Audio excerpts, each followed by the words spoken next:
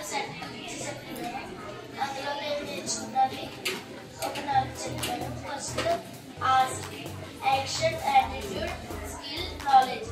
ఈ 4 ప్రతి ఒక్కరిలో ఉండాలి. ఈ చారిటీలో మనకి ఏం చేశారంటే ఇస్రో సైంటిస్ట్ని తీసుకొచ్చి ఒక అవగాహన కార్యక్రమాన్ని ఏర్పాటు చేశారు. దానికి మీకు ప్రత్యేకమైన ధన్యవాదాలు. ఆ స్పీచ్ అన్న తర్వాత మా విద్యార్థులు చాలామంది సైంటిస్ట్ అవ్వాలి అన్న కోరిక వాళ్ళకి కలిగింది. అలాగే టెక్నాలజీ పరంగా ఒక గవర్నమెంట్ ఉద్యోగం అనే మాట కాకుండా అనేక రకాలుగా డెవలప్ అవ్వాలి, టెక్నాలజీ పరంగా ముందుకెళ్ళాలి, కంప్యూటర్ తెలుసుకోవాలి, ఏ విధంగా మనం కొత్త సాఫ్ట్వేర్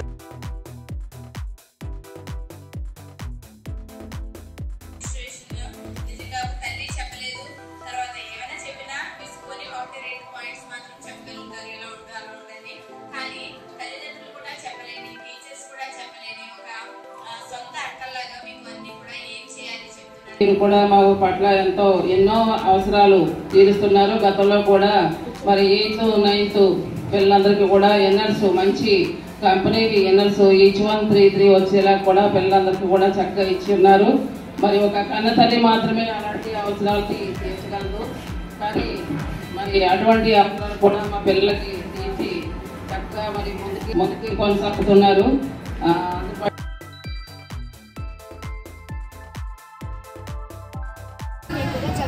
తినకూడదు, మనం హెల్తీగా ఉండడానికి హెల్తీ ఫుడ్ తీసుకోవాలి, కూల్ డ్రింక్స్ కూడా ఎక్కువ తాగకూడదు. అలాగే పీరియడ్స్ టైంలో మన బ్యాగ్స్ ఎక్కడ పడితే అక్కడ పాడేకుండా డస్ట్బిన్లో పేపర్లో రోల్ చేసి డస్ట్బిన్లో వేయాలి.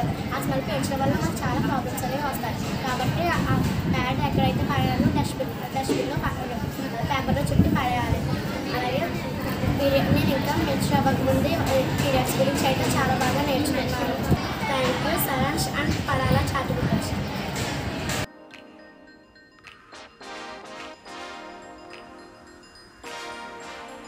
మరి క్లాసెస్లో మేము సిలబస్ చెప్తాము, వీళ్ళకి మారల్ వాల్యూస్ కూడా చెప్తాము. కానీ మేము కూడా చెప్పలేని విషయాలు ఇంకా ఉన్నాయని వీళ్ళు వచ్చిన తర్వాత తెలిసింది.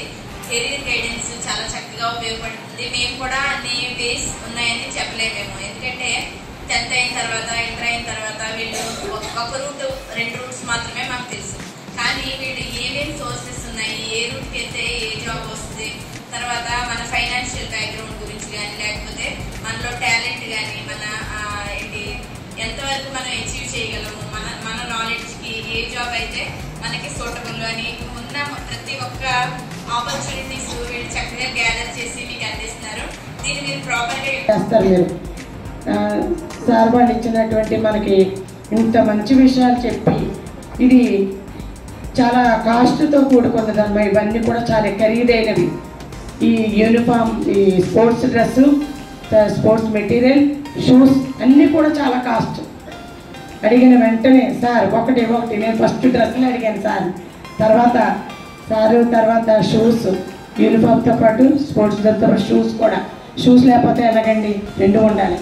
తర్వాత ఇవి షటిల్ బ్యాట్లు ఉన్నాయా, మీకు కాక్స్ ఉన్నాయా, ఇది రింగులు ఉన్నాయా అని సార్ కూడా ఇంకా అడిగి, లేవు సార్ కొద్దిగా ఉన్నాయి సార్, ఇంకా ఇస్తే ఇంకా మంచిది సార్, ఇంకో 10 మంది ఆడతారు పిల్లలు అంటే చాలా ఎంతో ఇంట్రెస్ట్తో మేడం గారు చెప్పినట్టు మీ మీద అభిమానం, ప్రేమ. పిల్లలే మాకు పిల్లల అభివృద్ధి మా శ్రేయస్సు అన్నట్టుగా చదువుని ఎంకరేజ్ చేస్తున్నారు, మోరల్ వాల్యూస్ చెప్తున్నారు. వినేసుకుంటారు.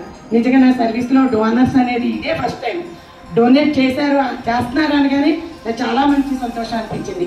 దానికి మాకు చాలా సంతోషిస్తారు. మా పిల్లలు కూడా సంతోషమేనా? చాలా హ్యాపీగా. ఎప్పుడైనా మనం మీరు చదివిన 6 ఏళ్ళలో కానీ నా సర్వీస్లో కానీ నేను డోనర్స్ తీసుకోవడం, ఈ డొనేషన్ స్పోర్ట్స్లో తీసుకోవడం అని ఇదే ఫస్ట్ టైం. నాకైతే చాలా చాలా సంతోషంగా ఉంది. ఎంతమంది ప్రైవేట్ స్కూల్స్లో చెప్పినప్పుడు ఆ పిల్లల ఎంజాయ్మెంట్ కన్నా ఈ స్కూల్లో పిల్లలు చాలా యాక్టివ్గా ఉన్నారు. అలాగే వాళ్ళు చాలా ఇంట్రెస్ట్గా ప్రతి నేను ఏ క్రాఫ్ట్ చెప్పినా సరే చాలా హ్యాపీగా ఫీల్ అయ్యేవారు. చాలా ఇంట్రెస్ట్గా చేసేవారు. నేను ఏం చెప్పినా సరే చాలా బాగా చేసుకుని వచ్చేవారు. వాళ్ళకి చాలా ఇంట్రెస్ట్గా ఉంది అవన్నీ చేయడానికి. మళ్ళీ నేను ఎప్పుడెప్పుడు వస్తానా అని కూడా అస్తమాను అడిగేవారు. నాకు చాలా హ్యాపీగా అనిపించింది. ఇలాంటి స్టూడెంట్స్కి చెప్పడం నాకు చాలా రోజంతా నాకు చాలా హ్యాపీగా అనిపించింది. అలాగే ఆ రోజు నేను క్రాఫ్ట్ చెప్పినప్పుడు చాలామంది పిల్లలకి సిక్స్త్ 7th చెప్పేదాన్ని. మిగిలిన పిల్లలు కూడా కిటికీల్లోంచి అది చూసేవారు. మ్యాథ్స్ నాకు కూడా నేర్పించండి అని చాలామంది అడిగేవారు. కానీ అక్కడ ప్లేస్ అది సరిపోక ఆ 2 సెక్షన్స్కే సరిపోయి. అలాగే ఒక అమ్మాయి అయితే చాలామంది కిటికీలోంచి విండోస్లో చూసి నేర్చుకున్నారు. అలా ఒక అమ్మాయి నేను ఒక బాస్కెట్ చెప్తుంటే అక్కడ నుంచి కిటికీలోంచి చూసి ఒక బాస్కెట్ చేసింది. అదైతే నాకు బయటకు వచ్చిన తర్వాత నేను చేశానండి అని చెప్పింది. ఎలా చేసావమ్మా, నీకు నేను చెప్పలేదు కదా అని అడిగాను. అడిగితే మీరు చెప్తుంటే నేను విండోలో చూసి చేశాను మేడం అని చెప్పింది. అప్పుడు నాకు అయితే చాలా హ్యాపీగా అనిపించింది. ఇలాంటి స్టూడెంట్స్ ఇంత ఇంట్రెస్ట్గా ఉండి ఎలా నేర్చుకుంటున్నారా అనిపించింది నాకు. ఇలాంటి పిల్లలకి ఇంకా చెప్పాలని నాకు ఆ రోజు అనిపించింది. ఈ పడాల చారిటబుల్ ట్రస్ట్ అంటే ఇదేదో పేరు కోసం తాపత్రయపడుతున్న సంస్థ ఏదో అనిపించేది. రాను దీని కార్యకలాపాలను గమనిస్తూ ఉంటే ఇది సామాన్యమైన విషయం కాదని నాకు అర్థమవుతుంది.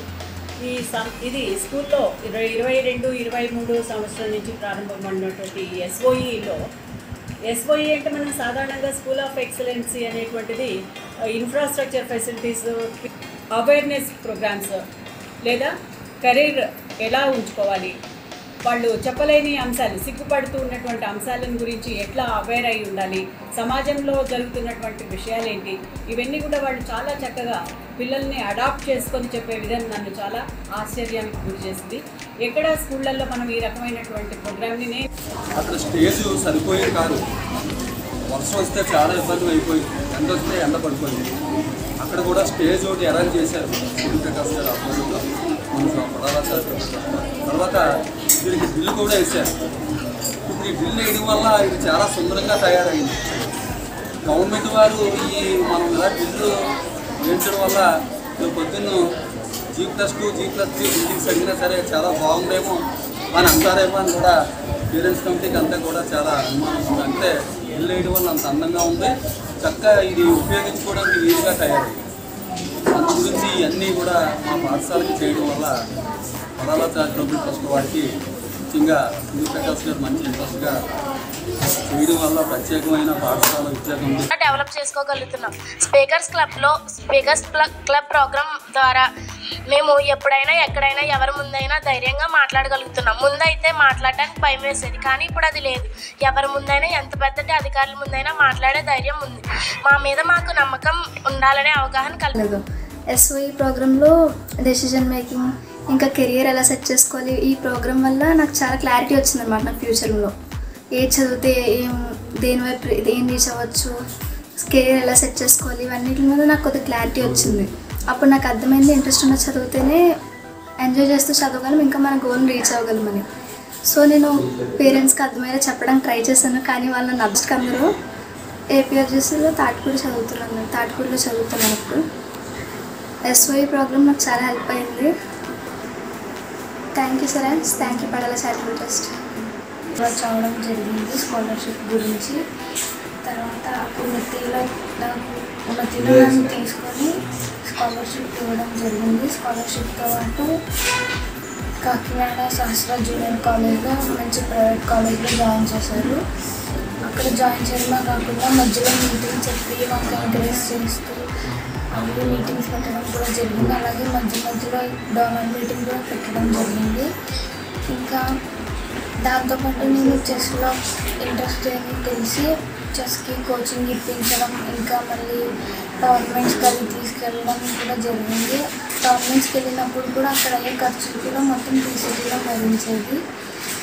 ఇంకా అంటే ఇప్పుడు పీసీటీ సాయం చేయకపోతే మేబీ నేను చదువుకోవడానికి ఇబ్బంది అయ్యే అవకాశాలు కూడా ఉన్నాయి.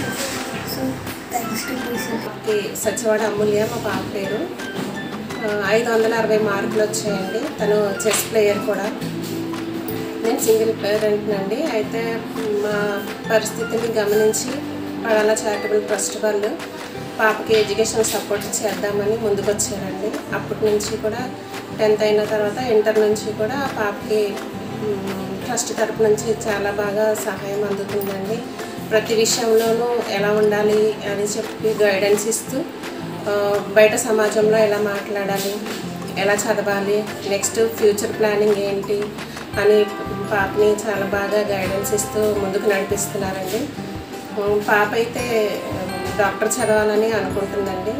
పడాల చారిటబుల్ ట్రస్ట్ వాళ్ళు దానికి కూడా ఒప్పుకొని పాప బాగా చదువుతుంది కాబట్టి ఎంతవరకు చదువుకుంటానంటే అంతవరకు చదివిస్తామని చెప్పారండి సూర్య సార్ వాళ్ళు. టీం అంతా కూడా పాపకి బాగా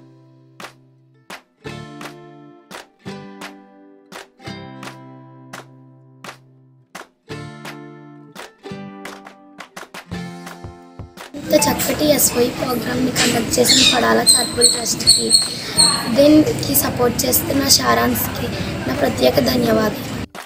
ఈ కార్యక్రమం ప్రారంభంలో మాట్లాడడానికి మొగ్గు చూపని విద్యార్థులు ఇప్పుడు స్టేజ్ ఫియర్ లేకుండా ధైర్యంగా మాట్లాడడానికి ముందుకొస్తున్నారు.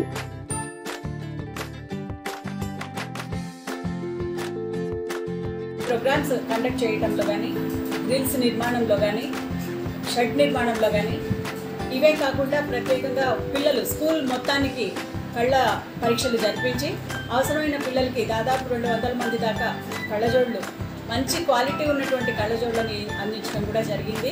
ఈ పడాల చారిటబుల్ ట్రస్ట్ని సపోర్ట్ చేస్తున్నటువంటి సరాన్స్ సంస్థ కూడా ప్రత్యేక ధన్యవాదాలు.